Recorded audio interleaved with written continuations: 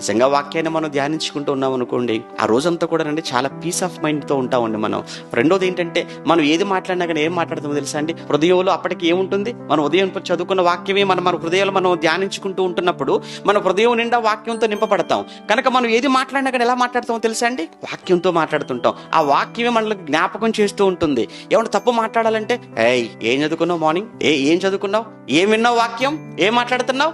అది వెంటనే మనల్ని హెచ్చరిస్తుందండి, గద్దిస్తుందంటే. అంతేకాదు, మనల్ని మంచి మనుషులుగా సమాజంలో నిలవబెడుతుంది. ఎందుకంటే మన హృదయం ఏదైతే దేనితో నిండిపోతుందో మన నోరు కూడా అదే మాట్లాడుతుంది కదా. ఆ నోటి వాటను బట్టి మన నీతిమంతులు అనీతిమంతులు తీర్పు పొందుతామన్నాడు కదా. నీ హృదయం నిండిన దాన్ని బట్టి నోరు మాట్లాడుతుంది కదా. మరి నీ హృదయం నిండా వాక్యంతో నింపుకున్నావు అనుకో, ఆ నింపబడిన వాక్యాన్ని నువ్వు ధ్యానిస్తున్నావు అనుకో, మాట్లాడుతున్నప్పుడు వాక్యం తప్ప నీ నోట మరొకటి రాదు. అప్పుడు అందరూ నీకు దగ్గరైపోతారు, అందరూ నీ వైపు చూస్తుంటారు, అందరిలో నువ్వు ప్రత్యేకంగా కనబడుతుంటావు. అప్పుడు నోరు మంచిదైతే లోకంలో సామెత ఊరంతా మంచిది. ఇంకా నీకు ఏ విషయంలో కుదవ నీకు? అందుకే అన్నాడు, నువ్వు ధన్యుడవు అన్నాడు.